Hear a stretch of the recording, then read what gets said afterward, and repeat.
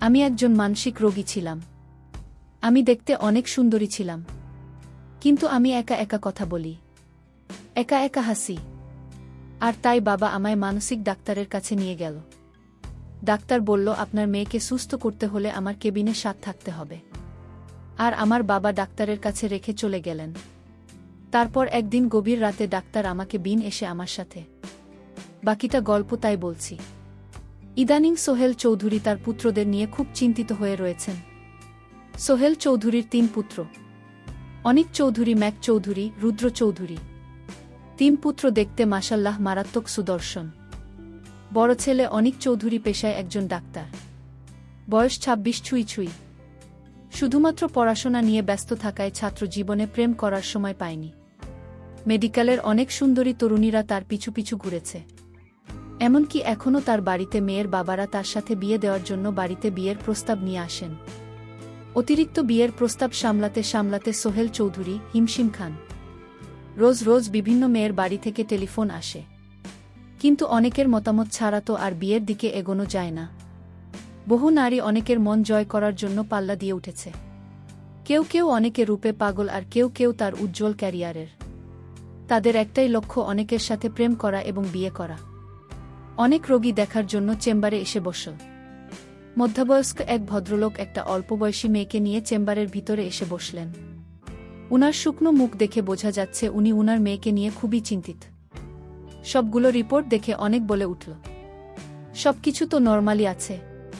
মেয়েটা অনেকের দিকে তাকিয়ে খিলখিল করে হাসতে হাসতে বলল, আমার কোনো সমস্যা নেই তো, আপনি শুধু শুধু সময় নষ্ট করছেন। ভদ্রলোক, আমার মেয়ে তাহমিনা রুমের ভিতর একা একাই নিজের সাথে কথা বলতে থাকে। সব সময় অদ্ভুত আচরণ করে। ইঞ্জিনিয়ারিং বিভাগে পড়ছে। সারাদিন বই নিয়ে পড়ে থাকে। পড়াশোনা ছাড়া কিছু বোঝে না। কত বার বলেছি একটু বাহিরে হাওয়া বাতাস লাগা, কিন্তু কারো কোনো কথাই শোনে না। অনেকক্ষণ বেশি পড়াশোনা চাপেই হয়তো এমনটা হয়েছে। ভদ্রলোক বাড়ি থেকে ওকে এখন বিয়ে দেওয়ার কথা বলছে। রোগ বেড়ে গেলে যদি আর কেউ পাগলি ভেবে বিয়ে না করে। অনেক দেখুন ও রকম পড়াশোনা আমিও করছি। আমাদের দেখতে হবে ওর আচরণের ধরনটা কেমন, তারপর সেই অনুযায়ী ব্যবস্থা নেওয়া হবে। আপাতত কয়েকদিন পড়াশোনা থেকে দূরে রাখতে হবে। আমরা উনাকে হাসপাতালে অ্যাডমিট করছি। তাহমিনা, আরে বাবা, আমার বান্ধবীরা আমাকে বলেছে একটা বিয়ে করে নিতে।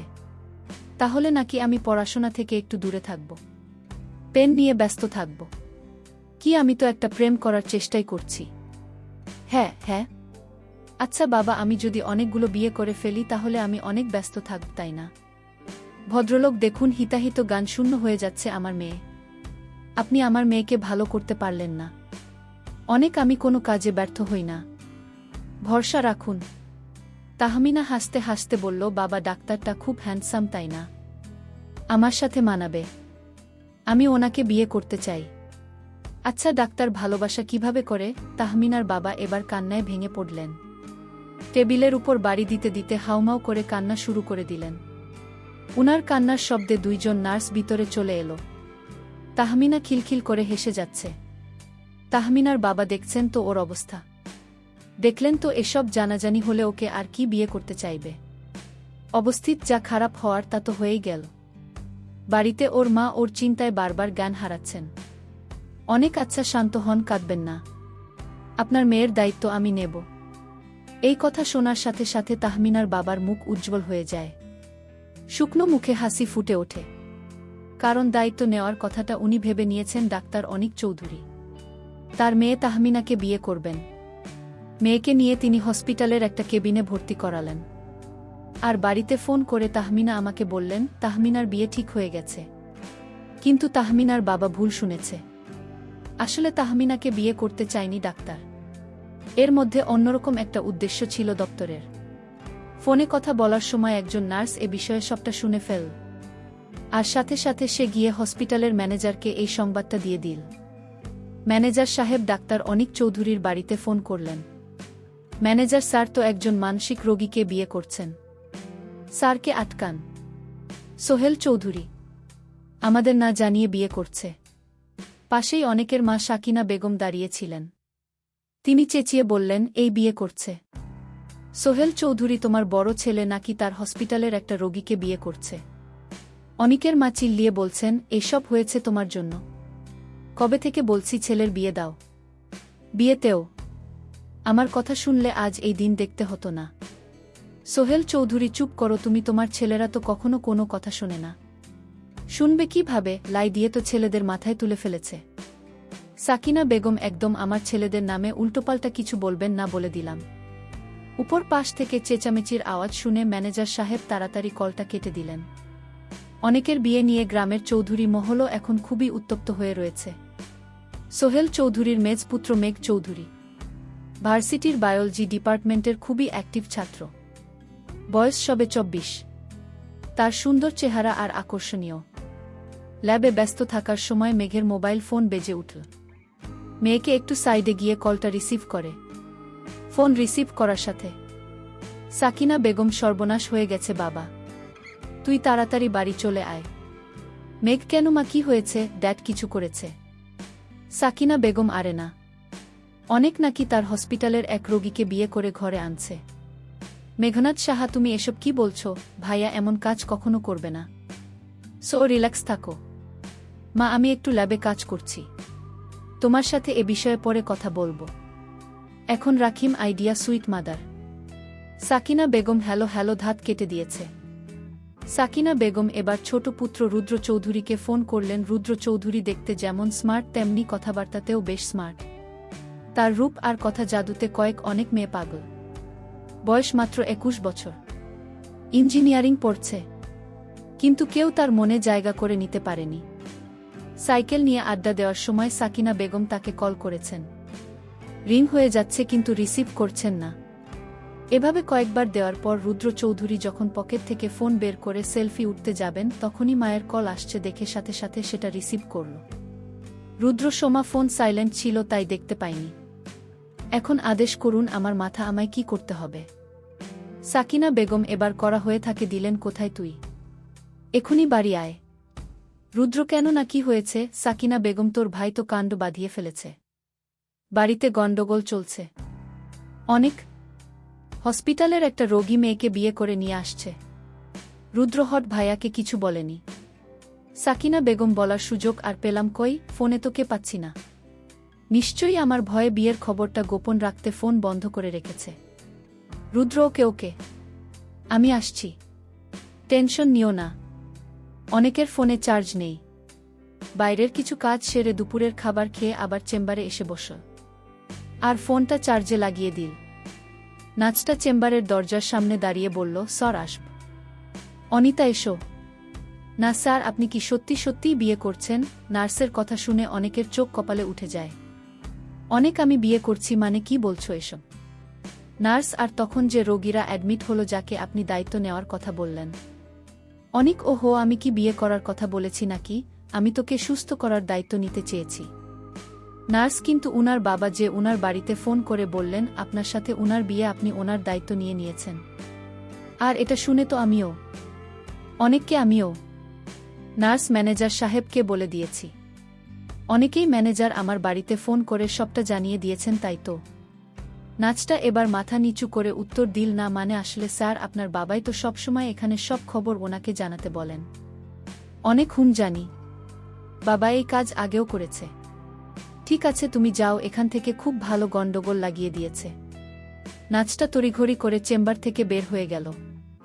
আর অনেক কাপলের উপর 2 হাত দিয়ে বসে রইল, কারণ বাড়িতে এখন এটা নিয়ে তিল থেকে তাল হয়ে যাচ্ছে। সময় রাত 7টা। অনেক চেম্বারে বসে আছে, বাড়িতে যাওয়ার সাহস পাচ্ছে না। হঠাৎ মনে হলো তাহমিনাকে একবার দেখে আসা উচিত। নিজের চিন্তায় ও ব্যাপারটা মাথা থেকে বেরিয়েছে। তাহমিনা কেবিনে গিয়ে দেখল সে বেঁকে বসে আছে, আর তার সামনে বসা কাকে যেন সে বলছে। অনেক ডাক্তার তাহমিনার কেবিনে গেল। তাহমিনা অনেককে দেখতে পেয়ে বলল, আপনি এখানে কেন? আপনি কে? আরে আমি তোমার ডক্টর, তোমাকে দেখতে এসেছি। তাহমিনা তখন বলতে লাগল, ছাড়ুন আমাকে, আপনি কি করছেন এসব? আমি একজন মানসিক রোগী, তাই বলে আমার সাথে আপনি এসব আচরণ করতে পারেন না। আরে আজও তো আমি তো আপনার কাছ থেকে এখনো 1 হাত দূরে। তাহলে আপনি কাকে বলছেন ছাড়ুন? কি আপনাকে ধরে রেখেছে? আমি বুঝতে পারলাম সে একজন মানসিক রোগী, তাই ভয় পেয়ে এসব বলছে। তার কথা শুনে আমি স্তব্ধ হয়ে গেলাম।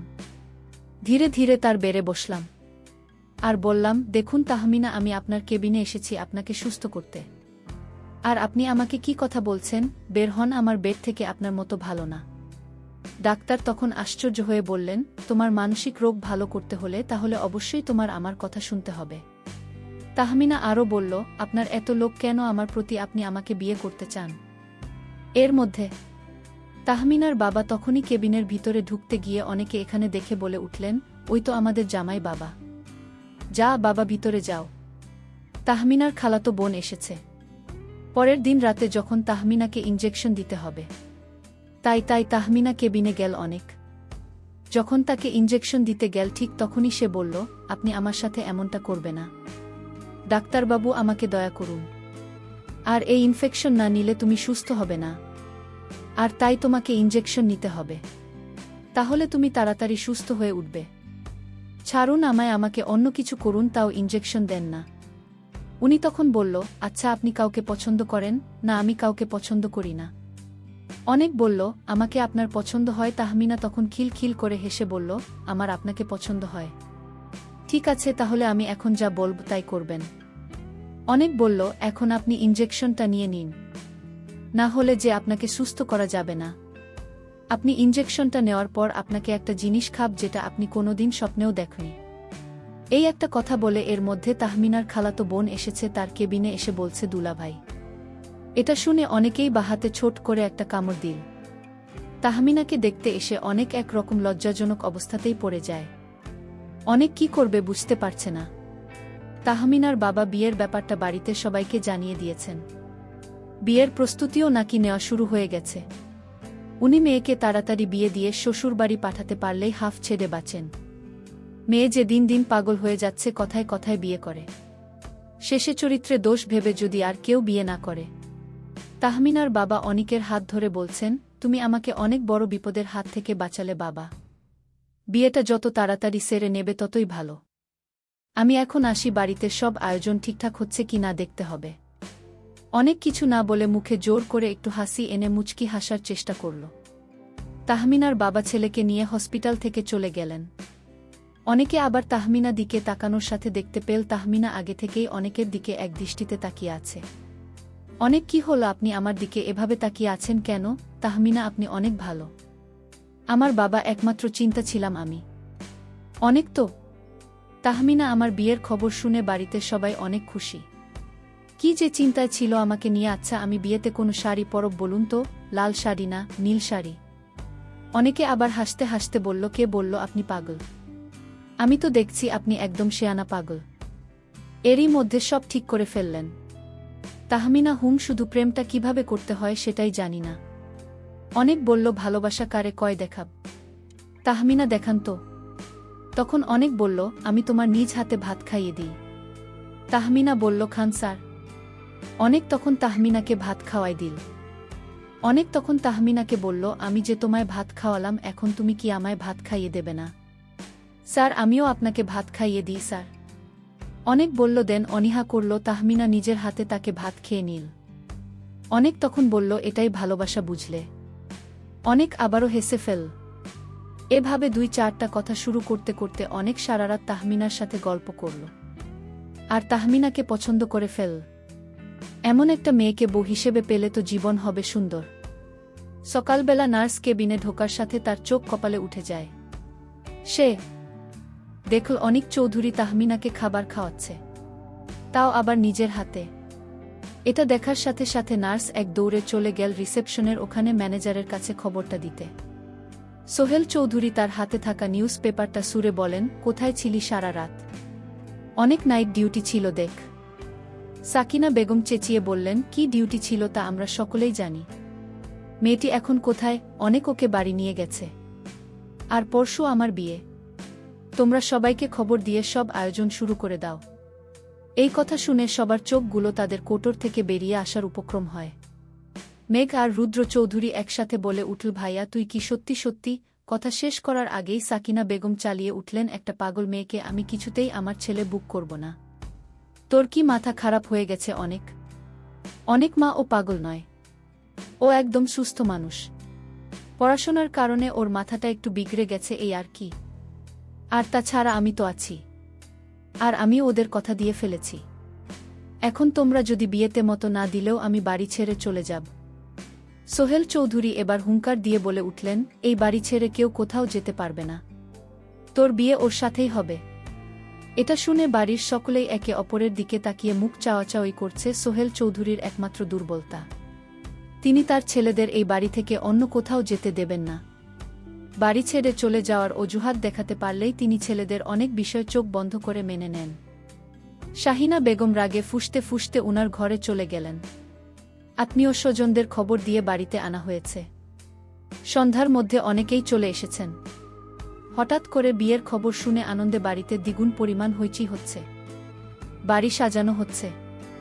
আগামীকাল সকালে গায়ে হলুদ হবে। আর দুপুরের মধ্যেই বিয়ের সব কাজ কমপ্লিট করে বিকেলের মধ্যে বহু নিয়ে বাড়ি ফিরবে। মেঘ অনেকের রুমে উকি দিয়ে দেখল অনেক হেসে হেসে ফোনে কথা বলছে। দরজা থেকে কাশি দিয়ে অনেক বলে উঠল, ভাবি কি খুব হাসে ভাইয়া। অনেক চমকে উঠে পিছনে ফিরে বলল, ইয়ে মানে তুই এখানে কি করছিস? যা নিজের কাজ করে। তাহমিনা দিয়ে দৃশ্য দেখে একদম সুস্থ হয়ে যায়। মনে করছে আমার মতো একটা মেয়ে এত বড় ডাক্তার আমাকে বিয়ে করবে। এটা কি হয়? আসলে অনেক আমাকে সুস্থ করতে গিয়ে আমার সাথে বিয়ের অভিনয় করেছে। যদি আজ অনেক সাহেব আমাকে বিএসপি টানা দেখাত তাহলে আমি হয়তো আর মানসিক রোগ থেকে বের হতে পারতাম না। একদিন রাতে আমি যখন হাসপাতালে ছিলাম তখনই জানতে পারি অনেক অন্য একজনকে ভালোবাসে। কিন্তু সে আমার সাথে এমন অভিনয় করেছিলেন আমি বুঝতে পারিনি এটা অভিনয়। এখন তো অনেকের বাড়িতে বিয়ের আয়োজন হচ্ছে। সবাই বলাবলি করছে একটা মানসিক রোগী অনেক ডাক্তার বিয়ে করতে যাচ্ছে। তাহমিনা ভাবতে লাগলো, আমি এখন সুস্থ হয়ে গেছি। আমি আমার জায়গায় অনেকে ভালো মানুষকে বসিয়ে দিই। যখন কাজী সাহেব কাবিন করতে যাবে ঠিক তখন যেখানে আমি থাকার কথা ঠিক সেখানে অনেকে ভালোবাসার মানুষকে বসিয়ে দিলাম। তারপর আমি এখান থেকে চলে গেলাম আমার নিজের বাড়িতে। বাবাকে গিয়ে বললাম, বাবা অনেক সাহেব আমাকে বিয়ে করবে। এটা ভাবা যায় না, কারণ সে একজন দক্ষ, তার আগে থেকেই একজনকে পছন্দ। আর আমি মাত্র এসসি পাস। বাবা অনেকের যত্ন পেয়ে আমি ভালো হয়ে গেছি। বাবা আমার এখন আর কোনো সমস্যা নেই। বাবা অনেক যদি আমার সাথে এই অভিনয়টা না করত, আমাকে বিয়ে করার স্বপ্ন না দেখাত, তাহলে হয়তো আমি সারা জীবন পাগলি থেকে যেতাম। বাবা অনেক সাহেবের মতো ডাক্তার এই যুগে পাওয়া যাবে কি না সন্দেহ। তার কি মেধা, সে কোনো ওষুধ ছাড়াই আমাকে সুস্থ করে তুলেছে। এদের বলা যায় ডক্টর, কারণ অনেক বুঝতে পেরেছিল আমার রোগটা কোথায়। আর তার ভালোবাসা পেয়ে আজ আমি পরিপূর্ণ সুস্থ। আল্লাহর কাছে দোয়া করি অনেক যেন 1000 বছর বেঁচে থাকুক।